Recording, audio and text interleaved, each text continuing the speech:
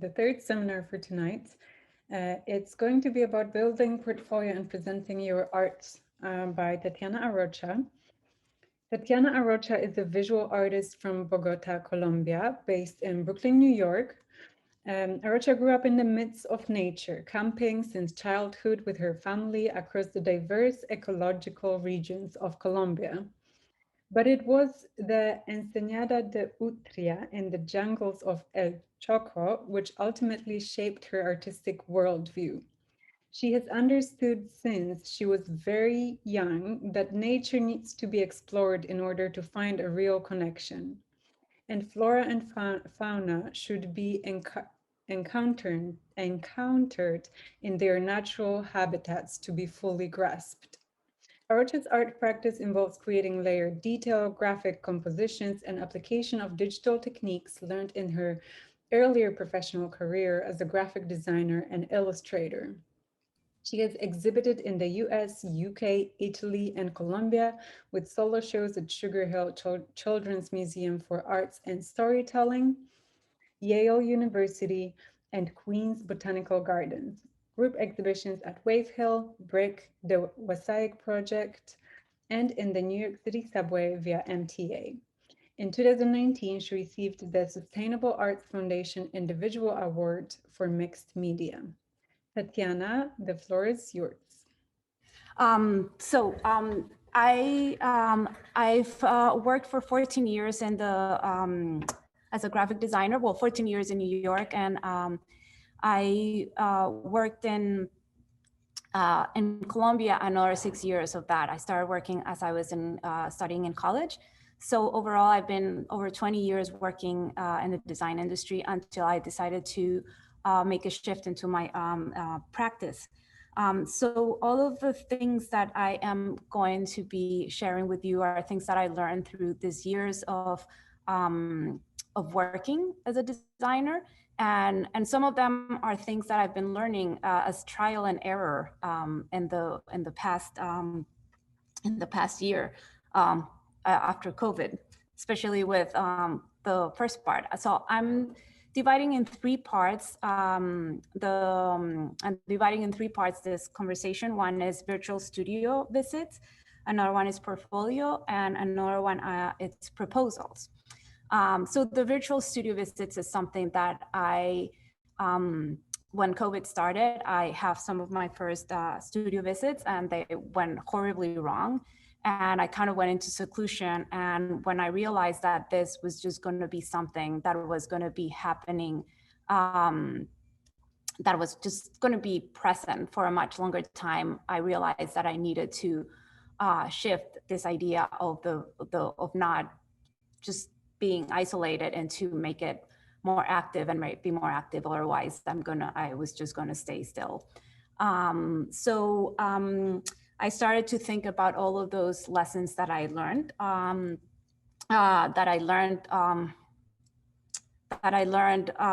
as a designer and presenting the work. So I am going to there's two segments in which that I'm going to be talking about. One is the technical aspect, and the other one is the narrative. With the technical, so there were a few things that I started to discover. One of them was through conversations with one of my friends, artists, and she was going to have a presentation, and we just kind of were thinking about what was the best way, and then we came out with this idea of using two cameras, two devices. And so one of the things that I started doing is setting up my phone on a tripod. I first had a tripod that was just a static tripod that I had, a very small tripod that bends that I had purchased to record audio. So I can tie it into a tree and just record audio outdoors or when I was doing my residencies. And so one is having the phone and the computer. And I realized that the computer would allow me to just be more present and not try to be figuring out how I looked. And then the phone, I could just set it up looking at the studio, and then that would allow me to sort of like transition into into the studio and walk around the studio, and I didn't need to like flip around the camera. I was invited to do a studio visit at the for the Brooklyn Navy Yard where my studio is at, and they recommended to. They were like, we recommend that you buy some of these stabilizer tripods. And I look into them and I decided to purchase one. And I think that it was it was a brilliant idea. And not only because it has helped me so much with the studio visits, but it's become a very useful tool to record small videos of my work. And that's been really fun for promotion or for little videos that I put up on Instagram, but also, you know, that I use for, like I recorded all of, I did a whole virtual tour of an exhibition that I had of a museum, and that there was no access to it. And that video I started using as at the beginning of all of my studio visits to share what was my latest work. So the reason why I mentioned this is because a lot of times we think that there's things that are expensive or that we don't need to spend the money on that. And I realized that a lot of times these small investments, they kind of work to create better, like a larger, it just can expand into more things within the practice. The other aspect to think about is lighting. So I have great lighting in my studio because there's fluorescence, so the lighting is very even. But a lot of times, if you sit by a window, like, and when I was like setting up my phone with my just using my phone as my main camera, and I would sit by the window, the light would be like very dramatic or change a lot. So I think that some of those things are very important to like be able to like not make you be distracted and be able to just be present in the studio visit. And the lighting it's great. It's something that it's important. It also just will make you look nicer, so you won't be so concerned about how you're looking. And I think that removing all of those things that are around. So there are some, what I've been found in other studios visits that I've done, or in other calls that I've been, I've seen people really well lit. And when I ask, they have sent me recommendations of the lightings. I haven't necessarily need to purchase the lights, but there, I will give like some suggestions in case that you find yourself in places where there's not good lighting. And then the other thing that I've been focusing a lot is like what I create as a background when I'm having the conversations, to make backgrounds that that tell a little bit of the story of what my studio is like or what I'm doing at the studio. And additional things to look into it would be internet connection.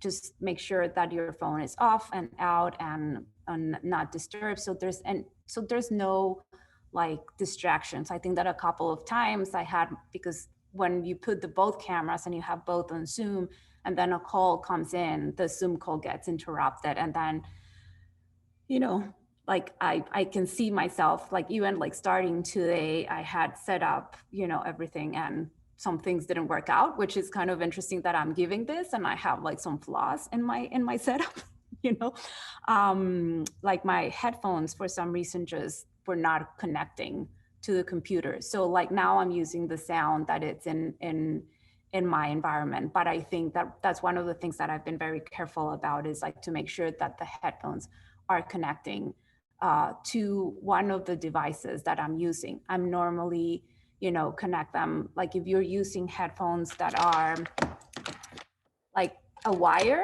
and you're, let's say, on your laptop and you can't move your laptop, I would recommend connecting the headphones into your phone. So when you decide if you're going to do a 2-camera studio visit, so then when you decide to stand up and walk over to your studio, you are already connected to the audio, and it's already kind of like a seamless transition. yes, so those are kind of some of the things that I think that technically are very useful to work on. Um, the narrative. So the narrative, it's one of the things that it's one of the parts that I have the most fun thinking of, and that also just kind of sharing.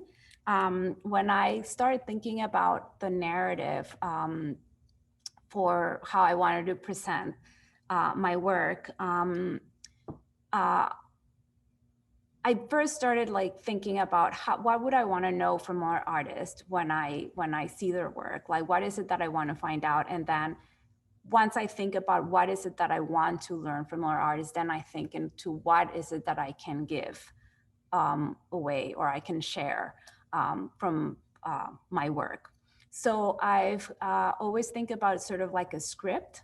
And one of the things that I started learning that helps me a lot to create this script is basically I decided that I would start with like laying out sort of like a map of my process, work, inspiration, and history around my work, so I could create sort of like a flow around the studio and go from one place to the other. And the reason why for me the process has become a great way of connecting and creating the script is because within my process I have a lot of stories and narratives that help building the concept behind the work. I also so part of that process, and it connects to inspiration, to the materials that I'm using, to the execution, and to the history. In some cases I've decided to show some kind of, I have a photo, I'm showing here a photograph of one of the things like Claudia was mentioning. I have to kind of explain a little bit, like as much as I think that when I think about camping nowadays seems like something that is very luxurious. And when I was going camping around Colombia, it was not necessarily a luxurious activity, but it was a lot of fun. So I use a lot of those photos that we had of what were those experiences that I was having, because we were not arriving to camping sites. We were arriving into the middle of an area that we would just had selected in the map, and places where there was no gas station, so the gas needed to be brought. We needed to like just figure out things. So for me, like those kind of photographs that I can then share and that becomes a story, it builds sort of like a narrative within showing the studio and the work. And then most of the times I finish out with my work. And one of the things that I've been doing a lot, because I have very different processes, and I work digitally and then I print those. And I have found that personally, a lot of people have a very particular perspective about what it means to create work digitally, that it could be misleading to what I do. So I have found very useful to share the the process that I have digitally in my computer, and be able to give a little bit of, the equal will be like if somebody's painting, to use like a paintbrush and do like a little sort of like demo of how they paint. I know that a lot of times people are like prefer not to keep their secrets, not to necessarily share how they do their work.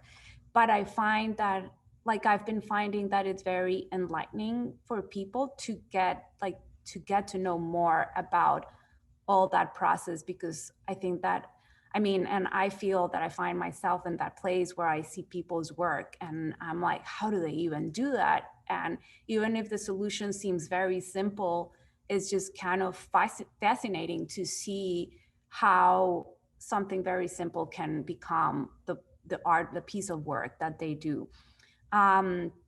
So I think that important things to think about will be like to create a setup and an organization. And within that setup and organization, sort of like imagine your script and the narrative that you're going to have around the space and how you're going to create that narrative.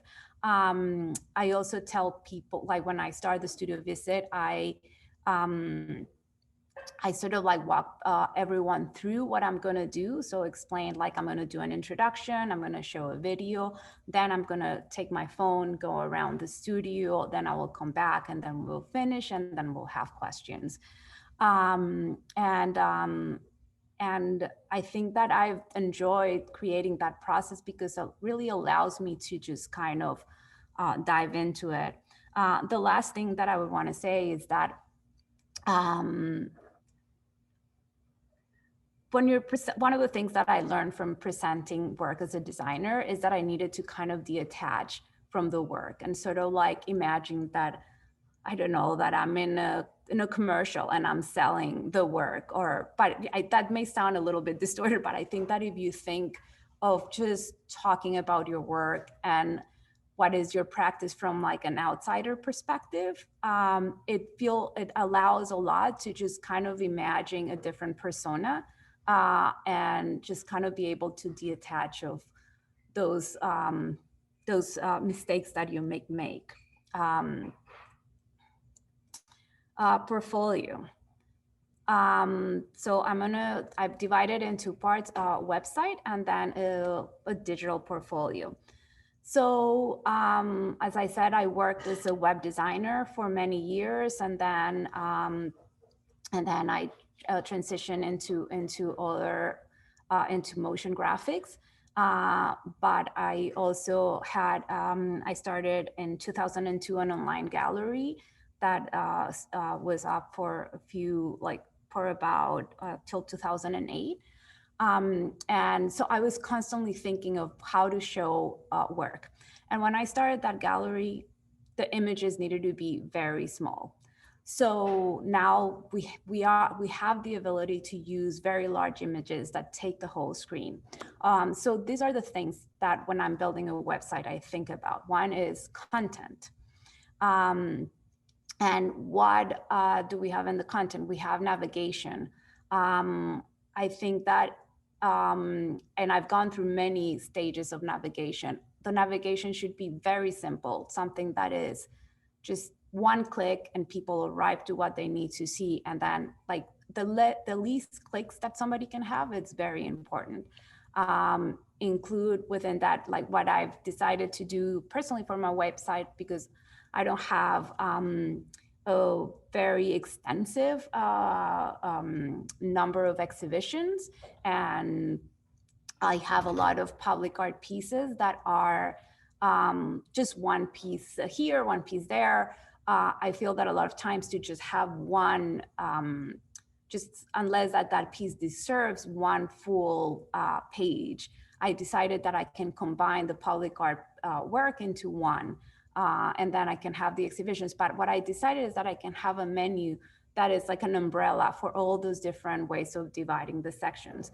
There's some artists that may have a much longer practice, like artists with a longer practice, like a lot of you are that are mid-career practice artists, may have a much larger, may have a lot more exhibitions, solo exhibitions that can be placed. So I think that this is something that is very personal, but overall what I would recommend is like not try to like curate your own content as if you were curating the show or the pieces in the exhibition. For text, I think that text is very important. It's very hard. It's one of the things that it's the most challenging for me. And but what I think that it's important is to be able to have a consistent description in each one of the projects or components. So if there's exhibitions, figure out a way in which it's like, I'm going to describe each exhibition in one paragraph, and this is what is the goal. If there's more writing for the exhibitions, then maybe insert the writing at different, try to design that page as if you were seeing a magazine. So you graph people with one image, then you read the text, then there are more images to like help you kind of tell the story of that. Clarity and legibility are super important. And my recommendation will be not like, sometimes you arrive to websites that have very small type. And I think that what I'm always thinking is like, and as I get older, I need glasses. Sometimes it's harder to see. So I think that it's very important that that font size is large enough that it can be read. So I wouldn't go underneath 10 points. One rule that I've learned as a designer for many years is that the width of a paragraph should not exceed 10 words, because then the eye needs to, it's too complicated from one side to the other. Like it needs to be shorter. I just recently learned in a conversation with Hannah from 5 Miles that 100% black is not good for readability, same as 100% white, which for me was enlightening, as I didn't know that. And I decided to go and search further that concept of not using 100% black text or not 100% black white text. And I found out also that sans serif fonts are the fonts that, like the one I'm using, that are very straight, are much so for dyslexic people or people that have reading disabilities. Sans serif fonts are a lot easier to read over the serif fonts, and the same with the colors. So I think that that's extremely important to think of your website and the content that you have on your website for all kinds of people that read and people that don't read. And I think that if you're a visual artist or your practice is based on images, that's why like images could be the first thing that you use to like attract somebody to click in those pages. The second aspect of building a website, and the photography also relates to like the portfolio. Photography is extremely important, and I think that there's a few things that I look to do when I'm doing the photography. I look to make sure that overall, between all of the images that I have, even if they've been in different galleries, in different exhibitions, make sure to have a consistent color correction. Because when you're gonna show, like when you're gonna take those images out and put them in like a 10 image portfolio that you need to send to somebody to show your best works, that color correction like helps in the narrative and how you transition from one photograph to the other. So I think that, and it also helps a lot in an overall kind of coherence between the website. And when you're going from one section to the other, it's incredible to see how like a little change in color can just throw you off from like seeing one image to the other and not being able to like flow nicely. Size and resolution. I think that I always keep all my images really large and then I compress them down. So for website, 72 dpi, but as I said, now there's the ability of use very large images. So I'd say that 2500 pixels and at wide, wide or height, it's like if the longest side. So if you have an image that is vertical, 25 pixels in the vertical and in the horizontal, and if you have something that it's vertical, 25 pixels. And a lot of the platforms that we can use now, they rearrange like the images depending the design, the site designs that you select. Narrative again, like what's the narrative that you're using within your photographs? So when I'm showing exhibitions, I kind of imagine like giving sort of like a tour through the space, entering the space, going into one single page, going closer to the page. So I kind of try to create sort of like a circular motion in between the work that allows to tell that story. Description under the images. And one thing that I have not really gotten there, but that I want to, is alt text. So the text for visually impaired people and descriptions. And I think that that's extremely important. And it is a lot of work, but I think that is something that we need to start thinking more and more as we have like in our websites. Um, the digital portfolio. So the digital portfolio, I would see it more as something if you need to send, just present like a curated portion of your website, or something that somebody doesn't have the energy to go to the website or just click over all of the images. You can create a portfolio that just focuses more in your latest work, your favorite work, the work that you really want to do. I normally have an opening page, a page with an artist statement and an image next to it, and I do a maximum 10 images. I follow the rules of how I need to put images together for applications. And then at the end, I add a CV and then a thank you note. I create the portfolios with the size of the screen, imagining that whoever receives it can view it full screen. So that's 1920 by 1080 pixels. I used a font size of 12 points minimum.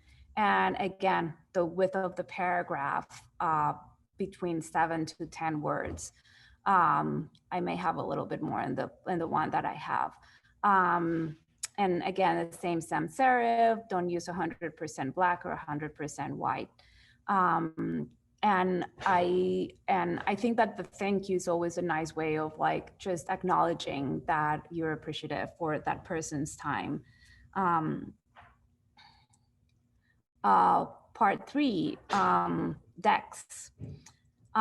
This is the proposals, decks, and PDFs. These are, again, I divide them in content. So I create a written description, 2 to 3 paragraphs, then sketches, 2 to 5 sketches, depending on what is needed. Sometimes one sketch it's enough. But a lot of times you need to present, and this is around public, a lot of these decks that I'm presenting are around public artwork.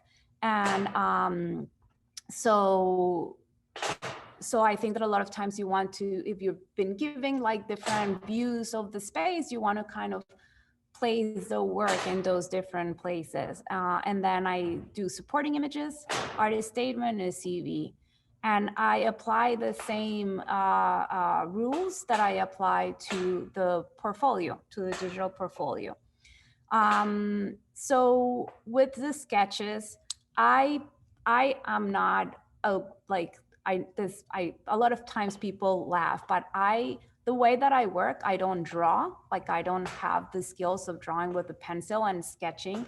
So the way that I do my sketches is through collaging images. So I use Photoshop. It's one of the tools that I use constantly. And that allows me also to place the sketch that I'm doing always into a image of the space where it's gonna go. In this particular case, I didn't have access to the site hadn't been finished, so I still placed so we could get a sense of the scale and size. This was a project that I recently did, and so I took some photographs and some pieces that I had done and kind of gave a general idea. So on the left side, there is the mock-up that I did, and then on the right side is the finished piece. I try to make my sketches as fully flushed as I can. A lot of times I have to explain a lot that the imagery that I'm using it's in a form of sketch, it's a collage that I may not be using, that I would not be using those images in the final piece, but that is something just to convey the idea. This is also was the floor plan of the elevator wall, and then the final piece.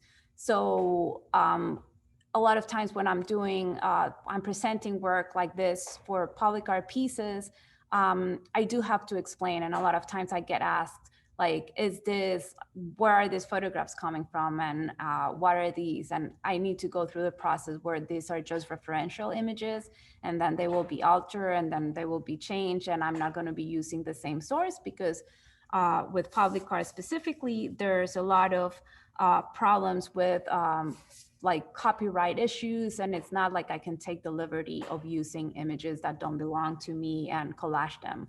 I used to have a lot of work based in collage of botanical plates from the 1800s done in Colombia, and that was something that I needed to like slowly like shift it, and what eventually led me to my practice today. This is an example of a different way of sketching. This is by Enrique Oliveira.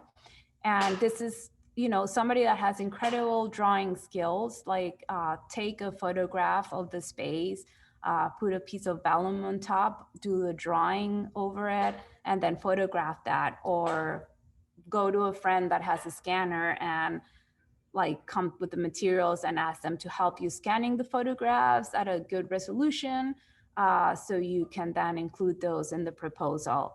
But I felt that this was a great way of showing an alternative to, let's say, Photoshop, which is what I use. I think that there's many creative ways of building out like sketches, not necessarily using digital tools.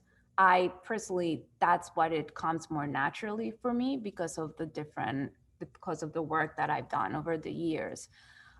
So these are some softwares that I have come across with. Adobe Photoshop and Adobe InDesign are the main programs that I use, but I've been using these programs for many years. So they're not very intuitive programs. But if you are willing to just try it, I think that Photoshop is a great tool. I've tried SketchUp and it just drove me crazy. It helped me a lot to like do screen grabs and then bring those screen grabs into Photoshop, but I was not able to insert anything. I just, as much as I'm a technical person, I did not get SketchUp at all. Canva, I also, it's a very simple program, but the first time this was recommended by Nadine and Claudia, when I opened it up, I was just like, wow, what's happening here? And then Google Slides. I mean, my son uses Google Slides. I think that it's a great tool. I've been trying to use Keynote. And then for websites, design, Squarespace, Wix, WordPress. And I think that what it's incredible about all these platforms is that now they offer you pre-designed templates that if you're not a designer, you can just choose. And I think that there's different kind of,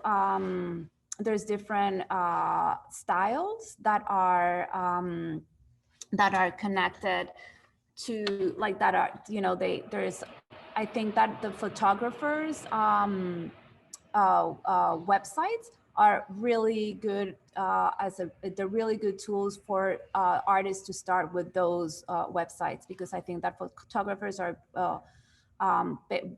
looking into their images and focusing in their photographs. So I think that, but again, you may be an artist that does more like text-based, and I think that then you need to just, the text needs to be what it speaks in the website, and think about that.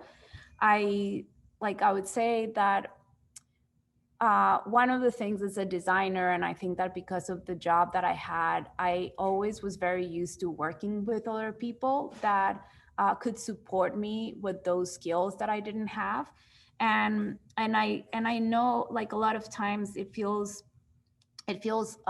hard to think I will go and pay somebody, I mean, I feel that it's like for proposals and all those things, it's easy to like just kind of be creative to create them.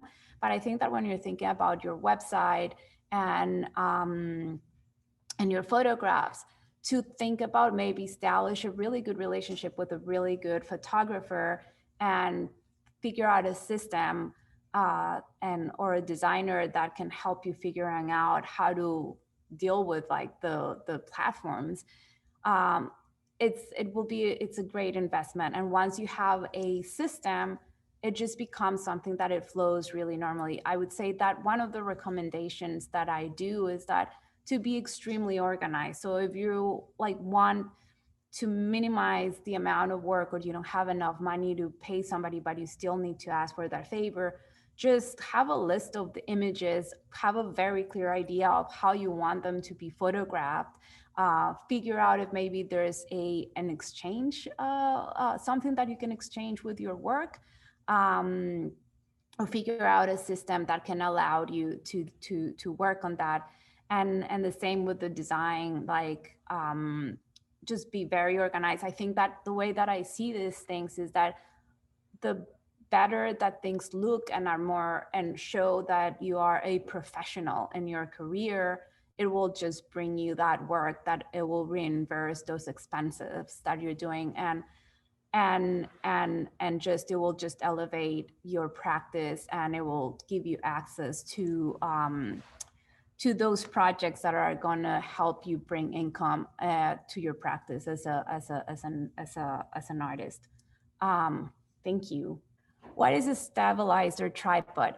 So this stabilizer tripod, hold on, I'm going to show you here. It's a tripod that basically allows you to, like, if you're walking and you're moving the camera, it just kind of slows down the motion, so you're not kind of making anyone dizzy. So it just makes the motion very smooth and equal throughout the time. So like if you're panning through like an image, it makes it very cinematic. And I think that when you're holding the camera in a studio visit, you may just make people sick if you're going really fast, or like there's a lot of motion. It can make somebody motion sick. So the stabilizer helps you just navigate your studio in a more smooth way. What color type is best and what is it? Okay, stabilizing. Color type best, I think that it's relative in the color palette that you choose to do your website. But let's say if you want to keep it very simple, I would say, let's say, do the background at like if you go in this, like you have your bar of from white to black, if you're just using black and white. I'll say that white, you just do like 5%. So it has a little percentage of black. And then with black, you just do like, you also do like, you kind of move inside. So there's this light just kind of off. A lot. Yeah, so those, but I think that if you decide that the color that you want to use, like a blue, navy blue, I would say that just don't make colors that are too, that when you're seeing them that are too vibrant or that have like a very harsh contrast, because I think that that's what makes it hard. Can you can address the best way to incorporate video in a website? So I used Vimeo, and again, a lot of these platforms that I used are based in working in my practice for a very long time. I don't know right now. I think that there's different levels of kind of memberships. I'm not sure if in Vimeo you still have the option of having a free service. But if that's not an option, then you can upload it to YouTube. And then most of the times, the platforms of the websites that you're working with have a way in which you can embed the video into the website. So you select, you're designing your page, and then you select embed video, or you're going to do a video, or what you're going to add is a video. And then they ask you which is the platform that you're using to host your video. And then it gives you the right tools to include it and embed it in the page. Thank you so much, Tatiana, for your presentation. Much, much appreciated.